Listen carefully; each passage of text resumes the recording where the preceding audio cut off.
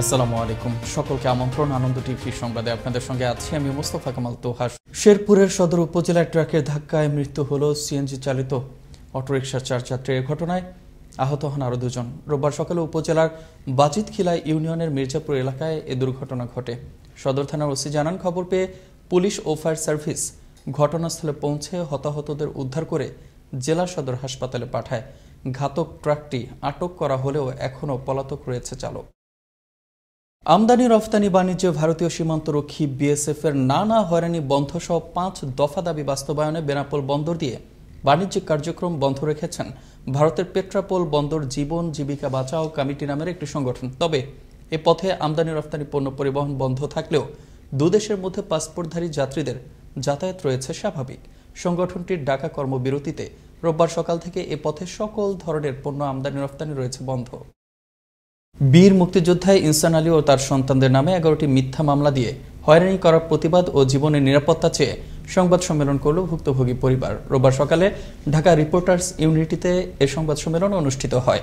এ সময় ভুক্তভোগী অভিযোগ করে বলেন, নেত্রকোনা জেলার ইমরান হোসেন আলাউদ্দিন ও ফজল সহ তাদের দলবল নিয়ে জমি ও ব্যবসা সংক্রান্ত বিরোধের জেরে একের পর এক মিথ্যা মামলা দিয়ে হয়রানি করছে।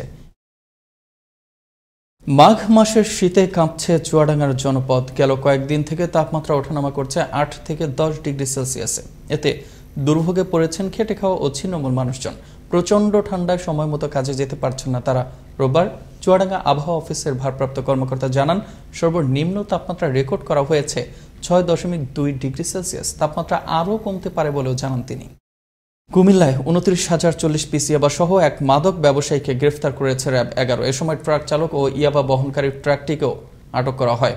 র্যাব 11 সিপিসি 2 কুমিল্লার কোম্পানি অধিনায়ক উপপরিচালক মেজর তালুকদার নাজমুস সাকিব জানান, শুটকির প্যাকেটের মধ্যে লুকিয়ে ট্রাকে করে ইয়াবা পরিবহনের সময় 2 মাদক ব্যবসায়ীকে হাতে নাতে গ্রেফতার করতে সক্ষম হন তারা।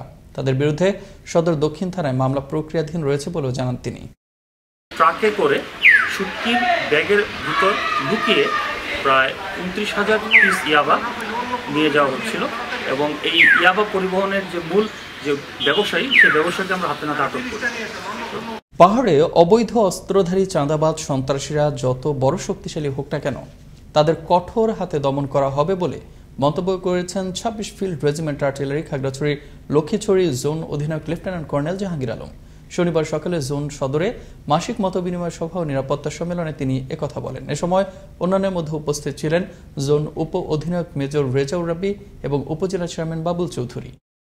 প্রথমে প্রণয়, পরে বিয়ের প্রলোভন দেখিয়ে একাধিকবার সম্পর্ক, মাতৃগর্ভের সঞ্চার হয় প্রাণের অস্তিত্ব, বাঁধে বিপত্তি, গর্ভধারণে দেখা দেয় জন্মদাতা আবুল হাসানের আপত্তি, ভূমিষ্ঠ হয় ফুটফুটে নিষ্পাপ এক পুত্র সন্তান।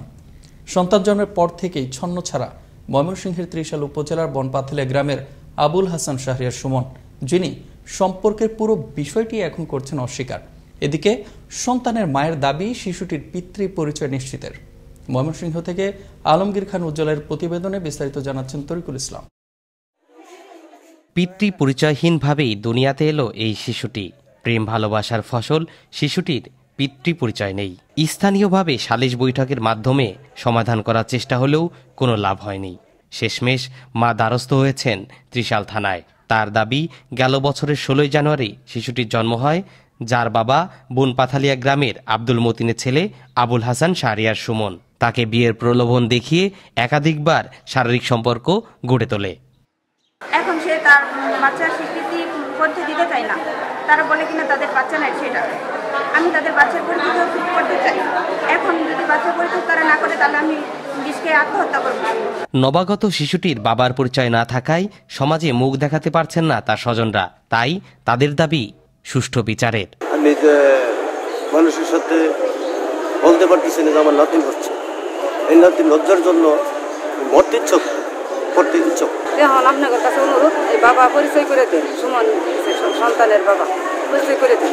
স্থানীয়রাও বলছেন বিষয়টি সঠিক সমাধান করা হোক, যাতে ভবিষ্যতে এমন ঘটনার পুনরাবৃত্তি না ঘটে। ওদের বলছিলাম, বললে ওরা অনেক অহংকার দেয়, তারা গরিব, এটা মেনে নেওয়া যায় না। ছেলেরা বড় লোক, মেয়েরা গরিব, ঘটনা সত্য, কিন্তু সঠিক বিচার হচ্ছে না, সঠিক বিচার চাই না। তাদের ঘটনা হারে অদর্শ করে হারে বাচ্চা ফেরত হয়েছে, নেম নেম নেম এমনি রাই দেব পলাই গেছে যে সময় সেদি কইছে এই সময় পলাইছে। এই ঘটনায় গেল বছরের 6 অক্টোবর ভুক্তভোগী নারী বাদী হয়ে থানায় মামলা করার পর বাড়ি থেকে পালিয়েছেন আবুল হাসান ও তার পরিবারের লোকজন। পুলিশও দায় এড়িয়ে চলছেন, ক্যামেরার সামনে কথা বলতে রাজি হননি। তবে ভুক্তভোগী এ সমস্যার সমাধান চান, পরিচয় চান তার সন্তানের। তরিকুল ইসলাম, আনন্দ টিভি, ন্যাশনাল ডেস্ক। রংপুরের শ্যামপুর চিনিকল রক্ষার দাবিতে শ্যামপুরের উদ্দেশ্যে পদযাত্রা করেছে চিনিকল রক্ষা কমিটি। রোববার দুপুরে রংপুর প্রেস ক্লাব চত্বর থেকে তারা যাত্রা শুরু করে। এর আগে নগরীতে একটি বিক্ষোভ ও সমাবেশ করেন তারা। এ সময় চিনিকল রক্ষা কমিটির আনোয়ার হোসেন বাবলু, আব্দুল কুদ্দুস সহ অন্যান্য নেতৃবৃন্দ বক্তব্য প্রদান করেন। সমাবেশে বক্তারা শ্যামপুর চিনিকল বন্ধ না করারও আহ্বান জানান। গাজীপুরের টঙ্গীতে প্রাইভেট কারে বিপুল পরিমাণ গাঁজা সহ দুজনকে আটক করেছে টঙ্গী পূর্ব থানা পুলিশ। পুলিশ জানায়, গাজীপুর মহানগরের টঙ্গী পূর্ব থানার সামনে শনিবার দুপুরে একটি প্রাইভেট কারকে সন্দেহ হলে তল্লাশির জন্য থামানো হয়। পরে সেখান থেকে বিপুল পরিমাণ গাঁজা সহ দুজনকে আটক করা হয়। তবে মাদক কারবারিদের পরিচয় জানায়নি পুলিশ। এই ছিল এখনকার মতো আনন্দ টিভির সংবাদ। দেখুন প্রতিদিন বিকেল 5টা 30 মিনিট এবং রাত 9টা 30 মিনিটে। আনন্দ টিভির সঙ্গে থাকার জন্য সকলকে অসংখ্য ধন্যবাদ।